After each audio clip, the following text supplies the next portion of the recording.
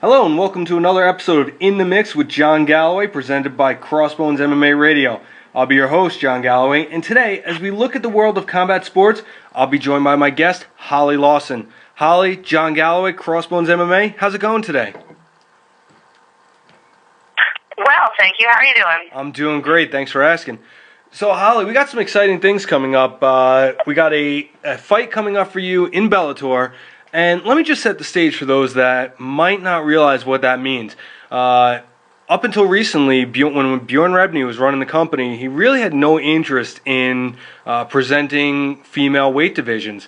He's out, Scott Coker's in, they make a couple of calls. Holly Lawson's the face of female fighting in Bellator fighting. How does that make you feel? I mean, it's pretty amazing. I'm really super honored and humbled to be the first female fight for Scott in Bellator. Obviously, he comes with a really immaculate reputation in MMA and, fighting in general. He did such a really great job with Strikeforce that, I think everyone kind of respects his opinion and stuff. So for me to even get considered and get signed by Bellator was a really big deal. It was completely mind blowing, to be honest with you. Yeah. Sorry, go on. No. I was just going to ask you how it all came about. Had you had feelers out there in the MMA community, giving them notice that you wanted to transition from boxing, where you have a career, into MMA, or was it completely on them? Tell me about how it came to be. No, actually, I have to give all the credit to my trainer, Antonio McKee. I train with him at the Body Shop, so we have Emmanuel Newton, Jesse Juarez, Chet Congo. He trains Rampage as well. A lot of our fighters are signed to Bellator, so he has a very established relationship with the promotion. I've been training with them for about 7 or 8 months with the intent to have my first MMA fight. I really didn't even have it in my brain that Bellator will be the first step. I really thought I'd get a few local fights and kind of build my name and feel it out a little bit. But Antonio has always had kind of grandiose plans with me, big plans, and he had spoken with Scott about me, and I met Scott actually at Rampage, promotes amateur fights, Okay. And I worked the fight for Rampage. I actually worked the door, I handled the money for him. So Scott came through and I knew who he was, and I introduced myself, and then I guess he and Antonio had a conversation, and it kind of went from there. It went really quickly. A few days later, I got a call from Antonio saying, they want to meet with you, and I went and met with Scott and Rich, who is the head matchmaker, Sure. and Zach, and I really like Scott and Rich a lot. I had a really good time in the meeting. I really respect Scott already, so it was kind of, it's kind of interesting when you're in a situation where you're with somebody that you just really you don't idolize, but you really hold them to such high esteem, and then they're just as interested in you. It's pretty cool. He and Rich really, kind of delved into who I was and what I was about and what I wanted to do, and asked me a lot of questions, and then we kind of moved from there, and we got the deal done. I wasn't really allowed to announce it until it was signed, and in the meantime, they had signed a couple other girls. So I know that, I knew that those were announced first, and then they gave me this option 3 weeks ago for this fight. It was kind of short notice, but I think it's a really a big opportunity. It's a huge platform, and I'm just so honored that I got to be the first female fight for Scott in Bellator. Yeah, absolutely. Now, talk to me about what the difference is. As I'd mentioned, you had an established boxing career. This will be your MMA debut. Talk to me about the difference in camp styles between a boxing camp and an MMA camp. Both sports are really similar. Boxing obviously is one discipline, so you go to the boxing gym and you do that, and then you go to your strength and conditioning if you have that, and you run. So there's the 3 facets to boxing, and then in MMA, of course, there's different facets, but I do the majority of my work with Antonio and with the guys at the Body Shop. I'm really blessed to be surrounded by such an amazing team. I'm the only woman fighting on the team, and they're just really good guys, and they've really taken me under their wing. The whole thing in MMA really came about largely and due to them. I trained about I trained around a lot of MMA fighters at Wildcard, and they were always trying to kind of convert me.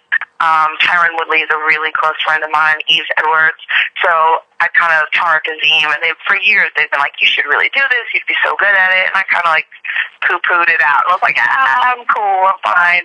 And then, with boxing, it kind of stalled out. I think boxing is really struggling, and it's really hard for women. It's a really hard thing, and I think I was in a position where I was blessed to be introduced to Antonio, and he kind of set forth a game plan for me. He was like, listen, why don't you come try it, do it for a month, see if you like it, see if you can do it. We'll see if you can learn, and then we'll move from there. And I went and I did it, and, I picked it up, and I really love it. I think that it's a huge blessing. In reality, what I have with Bellator right now is what I'd always wanted from my boxing career. Right. And it just didn't happen. And I mean, I don't know. So I believe in God, and I really think that sometimes, you can't force your own path. You have to just trust that His path is going to happen when it should, and the doors will open where they should. And so for me, I feel like this is the way it's supposed to happen, because the pieces are falling in line really, really perfectly for me. I'm surrounded by a really incredible, encouraging team, and I have a really great group of guys behind me. Well, obviously, when you're in your camp and you're training and you're practicing, your stand-up is in my guess would be the most comfortable area for you, because it's such an extensive background in your fighting career.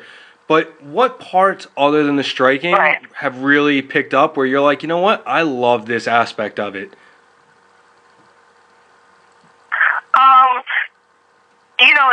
Obviously the striking is what I'm strongest in and what I fall back to. It's funny, I've been kind of studying and watching really great fighters, and I realized that, the best MMA fighters are really good at one thing. So they come from a discipline where they're really good at one thing, and they learn other things and they get good at other things, but they're really good at one thing. So what I've tried to do is nurture what I'm best at, but also learn new things, which is a lot. It was a little bit overwhelming at first, but I really like the wrestling, to be honest with you. The wrestling aspect to it is something I really enjoy. And then jiu-jitsu it's kind of like boxing on the mat, like in the terms of being a little more cerebral and kind of chess-like, and thinking a couple moves ahead of your opponent.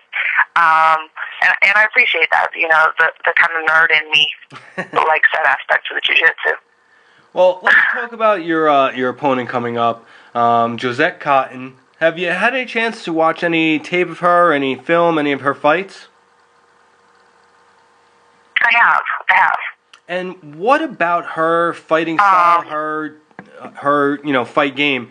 Where do you think you see strengths in an advantage that you have over her? What weaknesses do you see that you might be able to exploit? I don't really. Can I defer this question till after the fight? Absolutely. I mean, I'm comfortable saying what I feel she does really strongly. I'm not comfortable talking about what I feel like my game plan is. But she's a formidable opponent. Like, by no means did they give me a slouch. She's 4-0 professionally. I think she's like 2-0 amateur, so she's undefeated in MMA. She's a tough girl. She's gonna come to fight. I have nothing but the utmost respect for her. I really think that she's going to come and, bring it to me. But, basically that's it. I think she's a tough girl. I think she uses her hands well. I think she's always really aggressive, and that plays out well for her. I think she's generally kind of the bigger girl as well. Right now, what which I don't think is the circumstance. What weight class will you guys be fighting at? It's a catchweight of 152, which was by their choice. Okay. I saw that your both is lightweights at 152. I fight at featherweight. Okay. Yeah, I fight at featherweight, but I think that all of her fights at a heavier weight. So they I don't know. I think because it was short notice, maybe we're doing catchweight. I'm not really sure, but yeah, she's definitely fought at heavyweight than me. All right. Now, coming into this camp and with most of your fights, you have sponsors that help you out along the way. You have people that support you and have your back. Why don't you take a moment to give them a shout out and talk about what they do for you? Yeah, absolutely. Primarily, I want to thank my team, the Team Body Shop, because they really have rallied behind me. Doc Dossman, who is a chiropractor and PT in Long Beach, and he's amazing. He takes the best care of my body. He keeps me fully functioning. And you also have Jim Lawson, who's my jiu-jitsu instructor, and I feel like I'm blanking on someone here. Secret Hollywood, which is a restaurant, which I love. They're super supportive of me, so that's that. Those three primarily. Well, now the fight's going to be this Friday, October 17th. It's from the Mid-America Center in Council Bluffs in Iowa. If people can't get out there, if they're not local there, they can watch it on Spike. But if they just want to try to keep up with you and what's going on in your fight career, where can they do that on social media? Where can they find you? They can hit me up on Twitter or Instagram at Lildearlawson, LILDEARLAWSON, or on Facebook it's /Holly LD Lawson. All right, great. Well, that's going to wrap up another episode of CrossBones MMA in the Mix with John Galloway. I'd like to extend a big thank you to today's guest for joining us. For Holly Lawson, this is John Galloway, and we are tapping out.